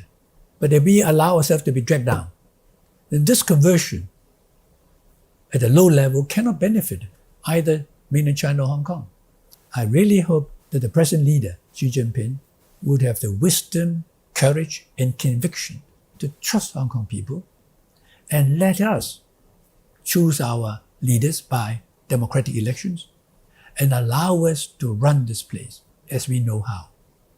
That is, in other words, this is the blueprint for Hong Kong's future by Deng Xiaoping. And then everything will work. There's no problem about it. Logically, we do need the one country, two systems. We do not have our own water. We have our own power, but we need a lot of resources. We get a lot of food and stuff from China. Yeah. So one country, two systems can be sustainable. Okay. It's just the Chinese government, the CCP, needs to be able to respect that. Right. And right now they're not. They're encroaching upon us.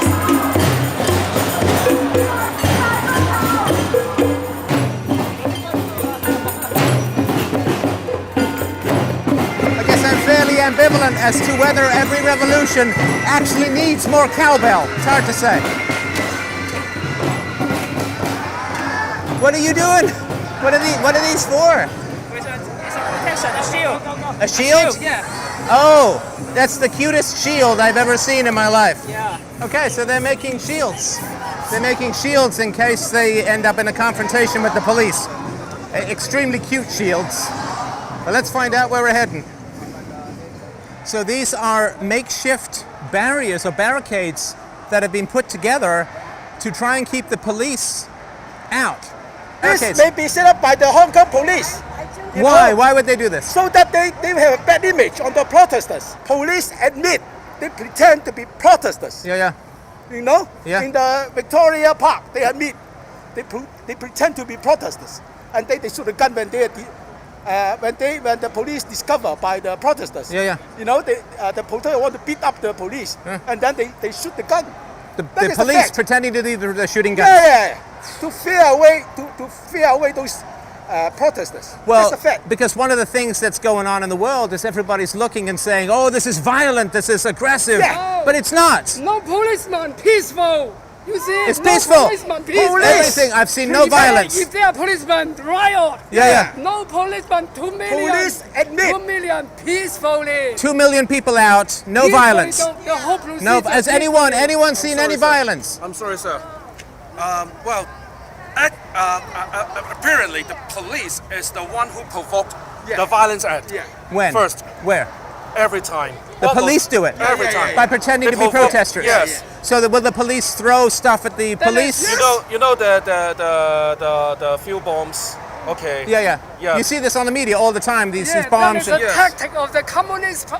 The communist tactic. Yeah. They send not PRLA, no. Yeah. They send the police, the secret police, and join with the Hong Kong police. They wear a mask. Yeah. No shoulder number. Yeah. That is a rioter, not us. Right. We are not the rioter. And No one thing. policeman. We are peacefully demonstrating. I've seen no violence here. No policeman is peaceful. Yeah. If there are policemen, we riot. Yeah. The policeman involved into our black and white shirt people. Yeah. And so that is the policeman, not us. And that gives a bad reputation to the world, right? Yes. Wait. Speaking of. It's okay. They keep going. We'll talk. All these are organized, not by us. This is the police putting this up. Yeah, so they let you, some of the younger son may be very angry. So they let the younger son pick up the stone, you know. Oh, yeah. So they give you a chance to make it riot. That is a tactic of the communist China. It's not all violence. What you tend to see is violence on the news, because obviously radicalism sells. It's sensationalism. Yeah, exactly. But, I mean, there's things like every night at 10 p.m., people will chant encouragement from building to building to each other. And obviously you have old ladies walking the streets giving you chocolate. Not everyone is violent. It's been peaceful. Everything I've seen is peaceful. Exactly. Obviously, at the beginning, the peaceful protests didn't work. And it was only once the violence escalated that we kind of got one of the 5 demands. But that doesn't necessarily mean that everything needs to be violent. We need to be able to show people that we are peaceful, that we're not radicals. Right. We're just normal people. And this is a hot, sunny, beautiful Sunday here in Hong Kong. And they're not home watching Netflix. They're not out at the park. They're not at the beach.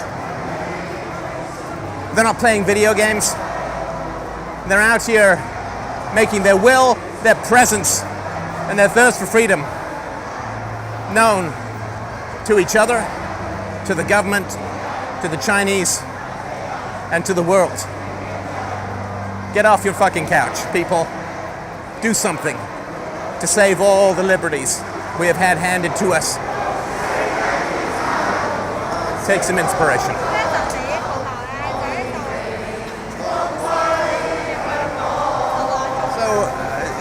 You can look at the parade path here, and people have had, lots of waters and so on. And here, underneath the Pepe sign, you've got a place where you can recycle your water to keep the streets tidy. I mean, it's astounding what a clean place this is and how conscientious and responsible the Hong Kong people are. There you go. Okay, so the reports are from people, not official sources, but the reports are that tear gas has already, I think I can smell it now, tear gas has already been fired further down the road, which means, of course, that there could be a stampede coming back at this point. People are putting on their tear gas masks, and the air is smelling just a little bit acrid at the moment, and I guess we'll find out what happens from here. This is the state. This is what they do. And you can see here that the majority of people, it was about 50-50, now it's about 70-30, people coming out of this area versus going in. And in this case, I'm tempted to go with the majority as to why people might be leaving the area up ahead, but we'll see. We'll see. Technically, the march should have ended at Central and the Charter Garden. How far down is that? I think that is around 1 kilometer or 2. Oh yeah. It's not even. Did people get that far? Do you know? Yeah, there's a lot of people that got that far, and it sounds like something's already. Well, what's happening? I'd advise you to. Okay, let's go.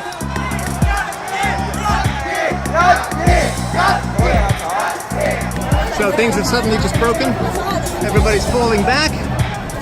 And we are seeing what's going on. We've got everybody just suddenly started falling back. And now we're holding. We're holding position, as far as that goes. First time here? Yeah, it's lovely. It's beautiful. But you don't have any gear, any mask, any I'm surrounded by courage and foolishness. No, as soon as it gets hot, we'll back off. Yeah. They are moving up some barriers. Desperately bringing up more barriers or barricades. I'll tell you this, man, it is nice to see some people clad in black who were actually anti-fascists. The crowd has really thinned out here in Hong Kong because I assume that they're expecting some sort of confrontation to be coming up soon. As you can see, they're putting bricks on the road and they are attempting to slow down whatever vehicular movement may be occurring on the part of the state. I think that the Pacific March, it's over. Now they're preparing there for some trouble. They're, oh, you think they're going to be real trouble? Yeah, they already destroyed the MTR station. They have done what? They destroyed the MTR station. Yeah. Admiralty station over there, it's destroyed. Wait, what do you mean by destroyed? They broke all the windows, all the glass over there, and police came, they threw some tear gas, and there's the police over there. Yeah. And they're just waiting until the thing is gonna clash at the end, I think. Oh yeah, you can see it going down there. Let's go fix before it. Woo! I can feel that. That is strong. Oh, look at that, the blue is flying. The blue is flying. I don't know what that is. To tag the protesters to later arrest them. So those are the the trucks that they're trying to stop with the barriers, right? John, we got to fall back a little here, brother. Whoa! Okay, let's get out of here. Time to run. Look, they're disabling the tear gas here. He's got it. He's throwing it back. Oh.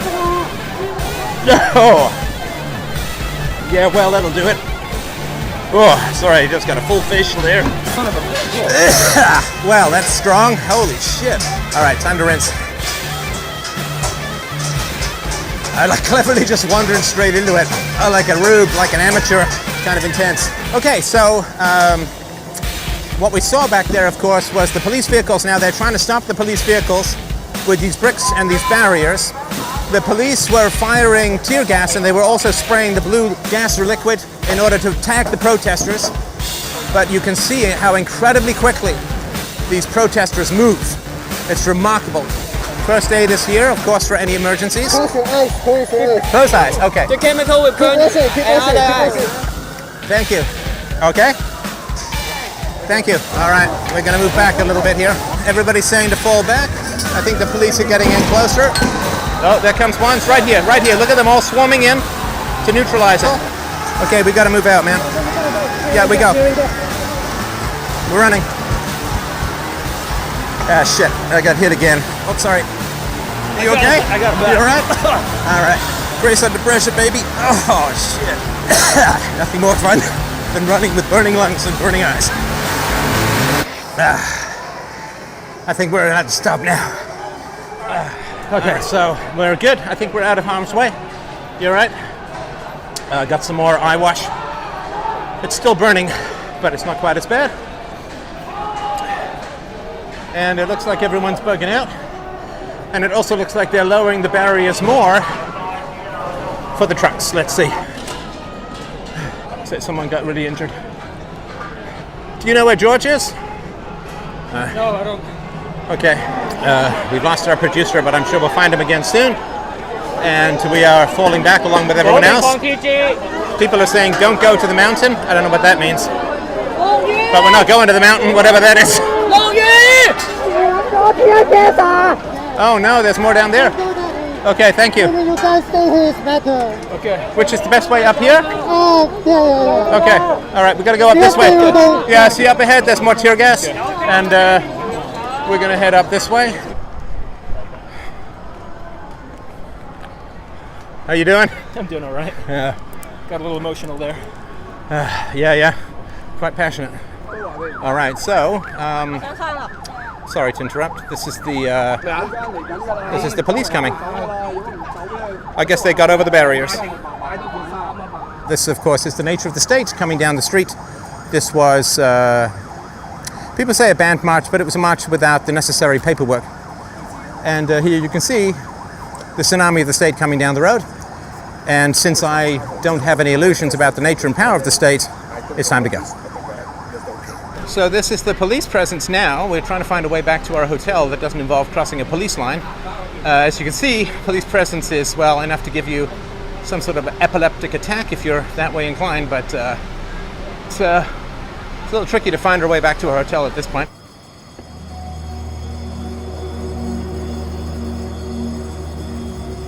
So the streets have been cleared. We managed to dart off into a side road. We chatted with some people. It looks fairly safe. We're going to try and find a way to get back to our hotel at the moment. And I actually didn't really want to do much of a post-mortem. I think that the footage speaks for itself, but when we're walking here, you can see this. We shall never surrender. Hundreds of thousands of people came out today to stand up against a state that would not let them march, that would not let them speak, that silenced their voice. I saw great courage today, great ingenuity, great speed, great solidarity. Everybody helping each other when we staggered out of the haze of tear gas. People were on hand to help wash their eyes, ask if we were okay, make sure we were okay. And we had support all the way through. Everybody was supporting each other. This is Churchill. More importantly, more vividly, more presently, this is Hong Kong. Wait.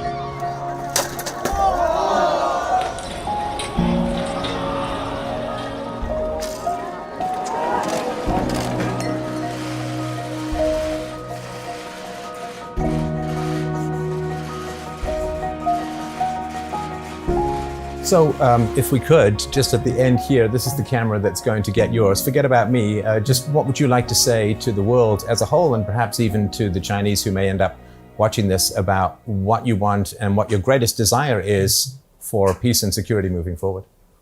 I think the vast majority of Hong Kong people do not want independence because they know this is not possible unless China agrees to give independence to Hong Kong. And of course, China will not. But the vast majority of Hong Kong people want China to honor its promises, which are contained in the Sino-British Joint Declaration, and then repeated in our basic law, our constitution.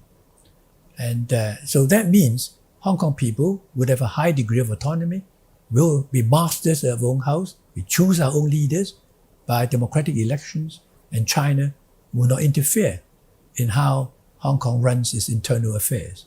So that is what I'm for. And the outside world would, of course, should understand that we are not asking you to help us to fight for independence, because that's entirely up to China, which is a sovereign. But we do want you to talk with the Chinese leaders that what they promised to Hong Kong and to the international community in this Sino-British Joint Declaration, which China has asked so many countries to support, and they still support it, then they owe Hong Kong people that moral obligation to speak up for us when something is going wrong, in breach of promises by China. Hong Kong is fighting for freedom, and we cannot be doing it alone. We need the rest of the world to continue paying attention to what's happening here. And without your support, without your attention, we might lose. This is a battle not between Hong Kong people and the Chinese government. It's not merely a domestic issue. This is a fight between the authoritarian regime and liberty. And if you are with us, please continue to pay attention to Hong Kong, and please continue to support Hong Kong. We need you. 光復香港，時代革命！光復香港，時代革命！光復香港，時代革命！香港我知道。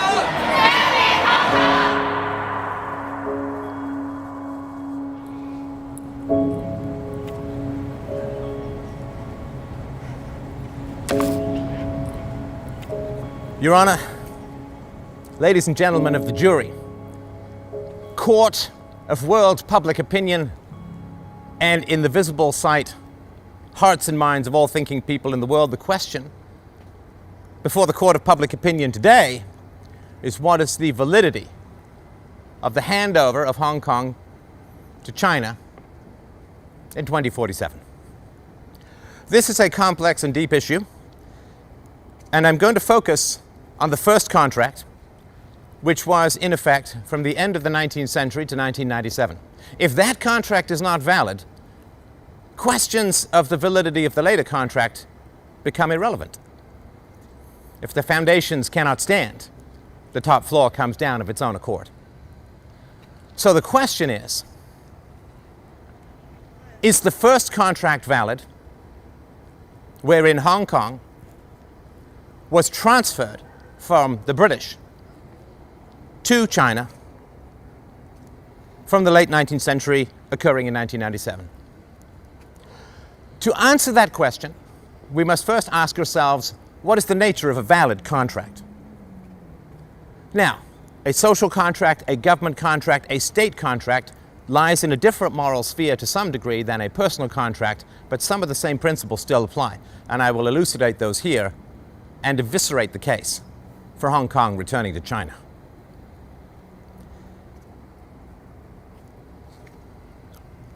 The communists who took over China in the late 1940s had a particular relationship to contract law.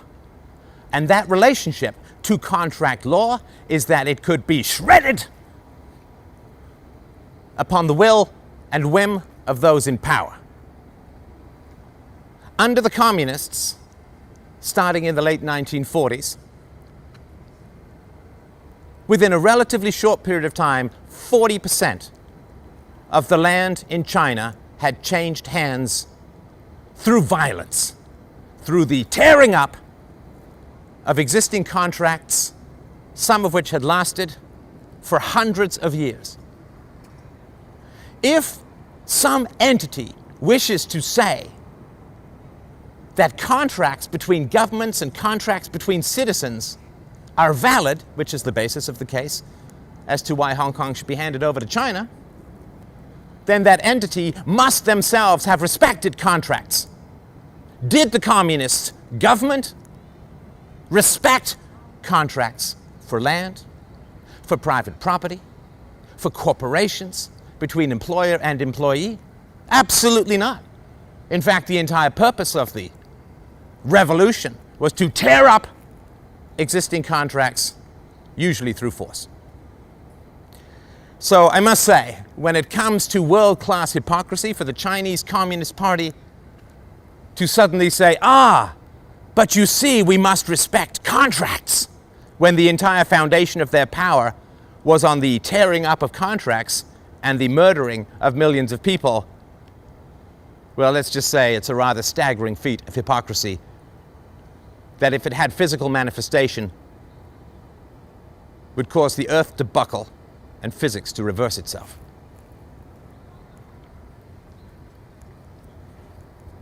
Has the Chinese Communist Party ever said, well, the way in which we gained power and the way in which we transferred and tore up property and contracts, that was unjust and we owe reparations? No.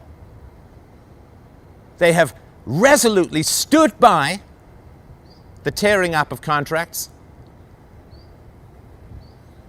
By what moral right can they claim that they should now enjoy the benefits of contracts? There is a term in the law called interstate. Interstate is a situation of property that occurs when a person dies with no will. The property in general reverts to the state looks for any next of kin.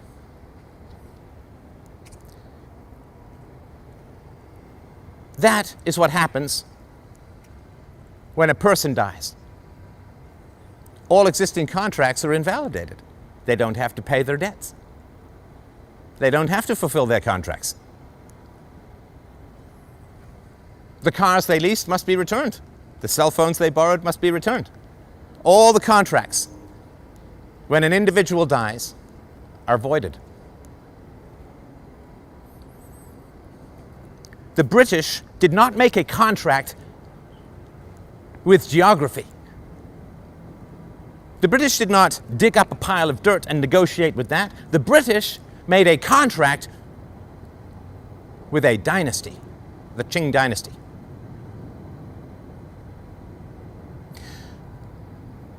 When an individual dies, his contracts are voided. What happens when a government itself dies? What happens when a government itself dies? Well, the communists have already answered that question for us. In fact, when they murder a government, they void and destroy all of its contracts, as we see with land reform, which was wholesale slaughter and theft. So the communists have already told us what happens when a government dies.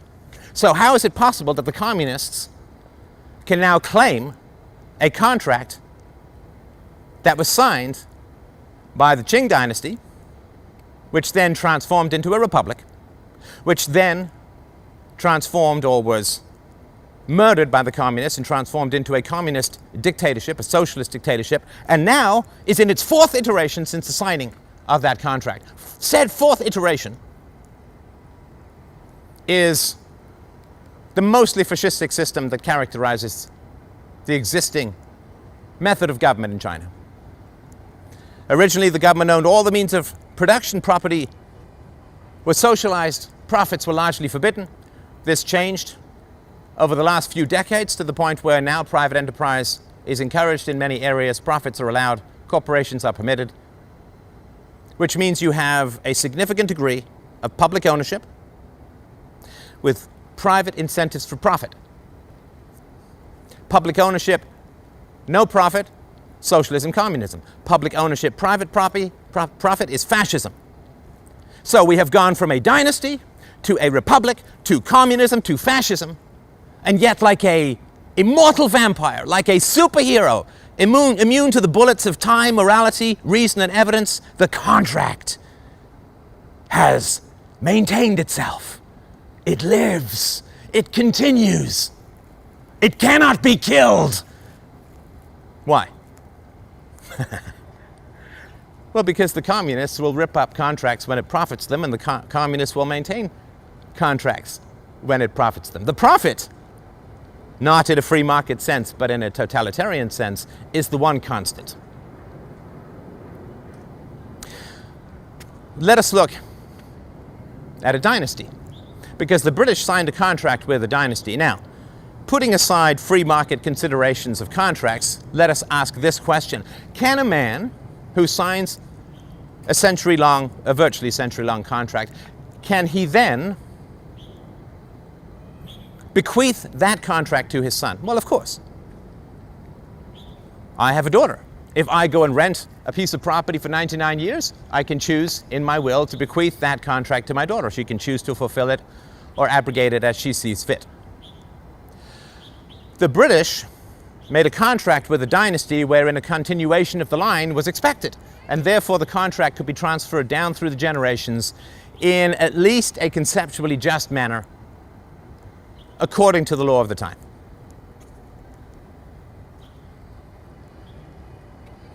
But the dynasty has no power and has not had power for a long, long time.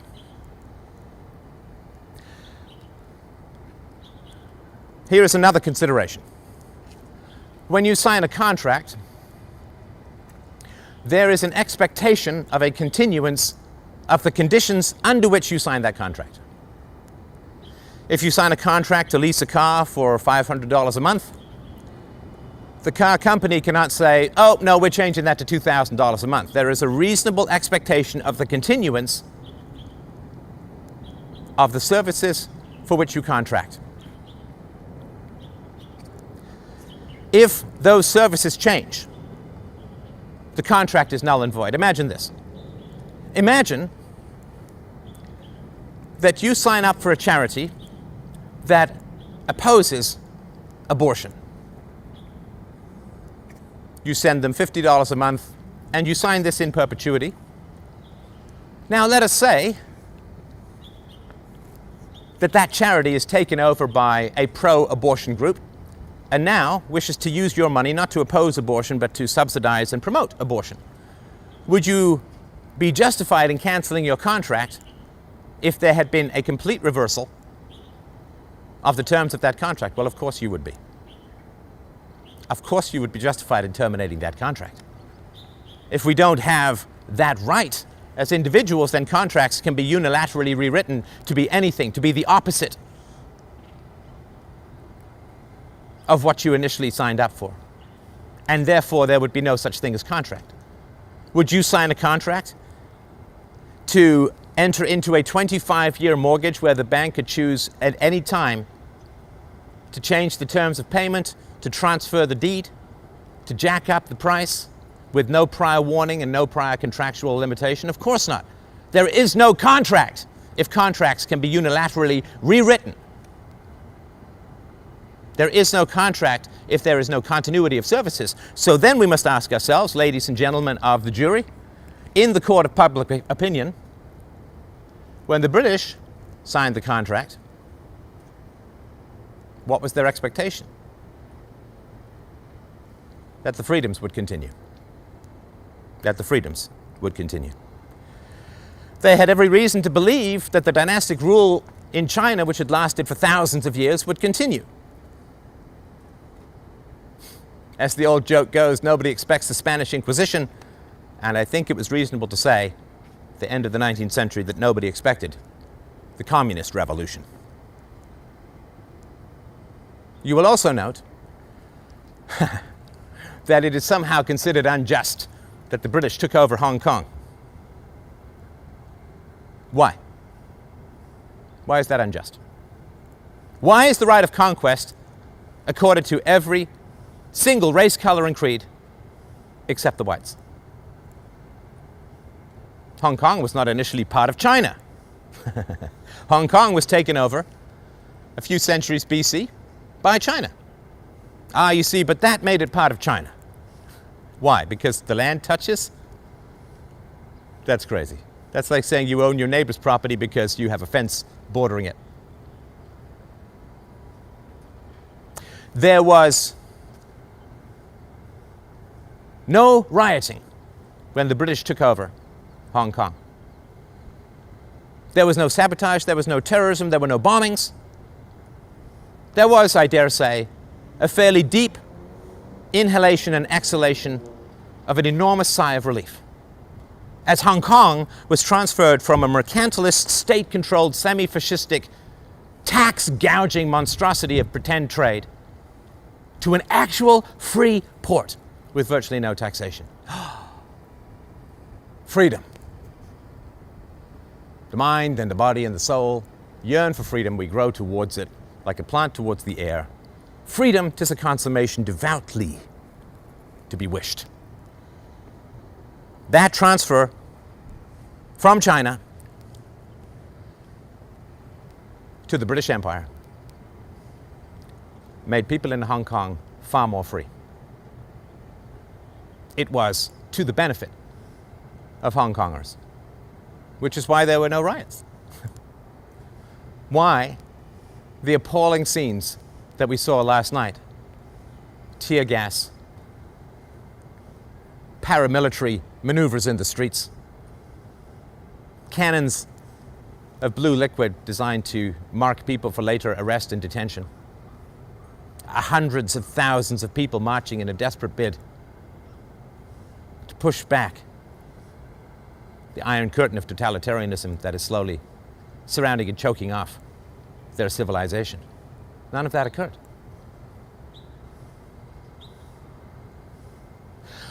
When a corporation signs a contract, if that corporation goes defunct, the contract is also null and void. And what is human progress, my friends? What is human progress other than the tearing up of old contracts if they are replaced by more just and fair ones? The institution of slavery is as old as humanity itself. In every country, save America, slavery was ended with the stroke of a pen. Only America had a civil war. Well, arguably related to slavery.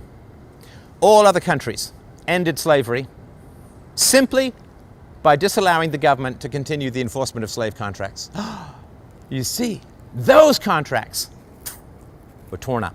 Those contracts were destroyed, and humanity, significant portions, swaths of humanity, breathed free air for the first time in their existence. The tearing up of contracts in the pursuit of liberty is God's grace or reason's gift to the world. The communists accept this, though they use it for evil. In the Middle Ages, the relationship between the aristocrats and the serfs was explicitly or implicitly contractual. The progress of the agricultural revolution, of the enclosure movement, was the tearing up of existing contracts in the pursuit of private property, free markets, and profits. Those contracts were torn up, and we became free as a result, or freer. There is a contract that stipulates one country, two systems, and the complete handover of Hong Kong and its related territories to China in 2047. One aspect of that contract has already been torn up. The British were supposed to hold Hong Kong Island in perpetuity. Already been torn up. Already. The terms of the conditions have changed. So, there is nothing that mere rhetoric can do to change the brutal realities of realpolitik. China is extraordinarily well armed. Hong Kong is not. Hong Kong is immersed in freedom and surrounded by water. It has no nuclear weapons. It has no armies to speak of. And it already has a garrison of Chinese troops embedded in its heart. The words that I speak to you today can do nothing to alter the brutal realities of political power. But that political power relies upon a certain moral justification. We must fulfill the contract, say the communists. This contract that has stretched for so long must be honored, must be fulfilled. Nobody can take the claims of a communist to respect long-term contracts seriously when they only gain power by slaughtering not just the contracts, but significant portions of the population who held them. So my words can do nothing to stop one bullet, move one troop. But the inverted pyramid of power rests upon moral justifications. This is why totalitarian powers, those who would hold unjust authority over free human souls, this is why they continually justify what they do with appeals to moral standards. Those moral standards, in this case, hold no water whatsoever.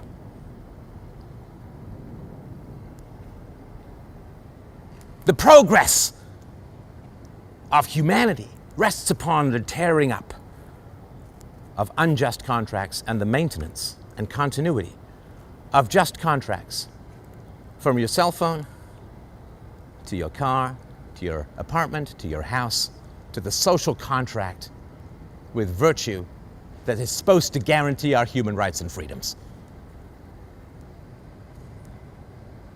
Morally speaking, the contract to hand back Hong Kong to the totalitarians is not only invalid, it is unjust, immoral, and evil. Let it be torn up.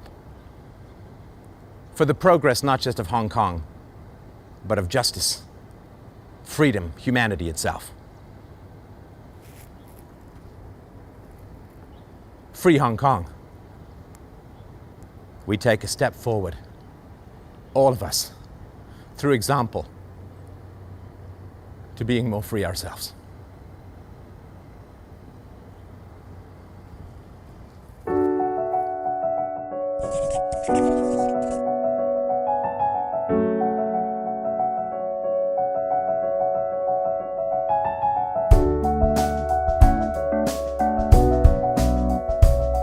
There it is.